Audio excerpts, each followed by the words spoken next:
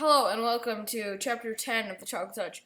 I'm trying something different today. I'm doing it with no video because the video is lagging with the audio. The audio can't keep up with the video and the video can't keep up with that. So yeah, I just was rambling on for 14 seconds now. But let's begin Chapter 10. Drinking along and thinking of the dreadful things that had happened, John had walked about halfway home when he heard the cheery voice of his father. "Hello, hello," called Mr. Midas, crossing over from the other side of the street.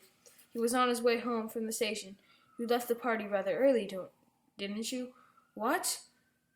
Mr. Midas had just seen the patches of streaks of chocolate that were drying on John's face and his clothes. "Good gracious," he said. No wonder you had left the party early. How did that happen?" John burst into tears. It had all been so awful, but now he could tell his father about his terrible day. He stopped crying, only sniffed a little now, and then he told the whole story about taking the coin to the candy store, buying the box that had turned out to have only one chocolate in it, about the toothpaste, about breakfast, the gloves, the silver dollar, the pencil, the lunch, the trumpet, and finally the apple dunking water. "You mean to tell me they all really turned to chocolate?" Mr. Midas asked. "You're sure you didn't just imagine some of this?" "Oh no," John assured him. "Well," Mr. Midas said, still looking doubtful, "we're only a couple blocks from the candy store of yours. Not that I've ever noticed one there. Suppose we'll stroll over and ask the man where his chocolate always do strange things to people. Whether his chocolate always does strange things to people. Sorry. It's on the next corner," John said, recognizing some of the houses on the side of the street. Not the next house, but the next house. Not the next," he said, but John's voice faded into silence. The corner where he'd found the candy store was nothing now but an empty lot, flat open ground, littered with a pile of rusty tin cans, broken bottles around a splintery old sign saying, "For sale." Said Mr. Midas, frowning anxiously at John. "I think we better pay a visit to Dr. Catling before we go." That's where the store was, though," John protested, beginning to cry again. He had shed more tears in one day, it seemed, and certainly eaten more chocolate than all other days of his life put together. "I know it was. Dr. Catling was a busy man. As luck would have it, however, he was able to see Mr. Midas and John almost at once. Well, said Dr. McHouse. "How are we getting along now, John? Have we cut down on our candy?" How do you do?" John responded dully. "Apparently he's had a bad day, Dr. Catling," Mr. Midas said. "Trouble at school, you know, and a little accident at the birthday party. What I'm worried about is that he keeps saying everything he puts into his mouth turned to chocolate. No more than a nursery fantasy, I'm sure," Dr. Catling said to Mr. Midas. "Well, John," he went on, looking down with a smile, "suppose you tell me in your own words what the matter seems to be." "Everything I put in my mouth turned to chocolate," John explained.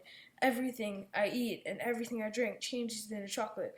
I'm thirsty and I get a pain, a bad one, I think." Dr. Catling sighed patiently and invited John to open his mouth and say, "Naki!" Or is that Suncat? I'm sorry, guys. My cats are meowing. Said John. John said. Dr. Catling peered into John's mouth briefly and gave a low whistle of surprise. "This chocolate eating simply must stop." He went to a supply cabinet. "I don't think there's any time to be lost," he told Mr. Catling. "I'm going to give the boy some of my own special compound. Dr. Catling's elixir, I call it, never fails." Dr. Catling selected a large bottle from one of the cabinet's crowded shelves. He removed the top from the bottle. He got a spoon from the other shelf. He filled the spoon with oily, greenish, yellowish medicine that had yellowish, reddish lights glinting on it. "It doesn't taste very pleasant," Dr. Catling warned John in a pleasant tone of voice, "but I'm sure it will do the trick. Clear the stomach and clear the mind. That's what I always say." Dr. Catling offered John the brimful spoon. "Must I?" John asked his father. I know it'll turn to chocolate." "Go on," Mr. Midas nodded, encouraging. "Drink it down." John took the spoon between his lips. The medicine turned to chocolate. The spoon turned to chocolate. John choked and spluttered. The chocolate syrup spurted from his mouth. Dr. Catling dropped the spoon in alarm. When it stuck with the white top floor, the chocolate handle snapped into several pieces. Mercy, said Dr. Howell. I've never seen anything like it. The boy's whole system seems to be chocolified. That it chocolifies everything it touches. After he had recovered somewhat, the doctor went on. I believe that this must be an unprincipled case of chocolatitis.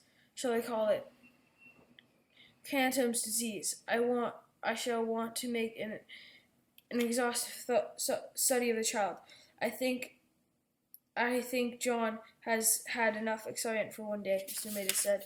If you guys enjoyed that chapter 10 of this book, see you guys in chapter 11. Links below to Twitter, all that social media stuff. And I'll see you guys next video. Bye!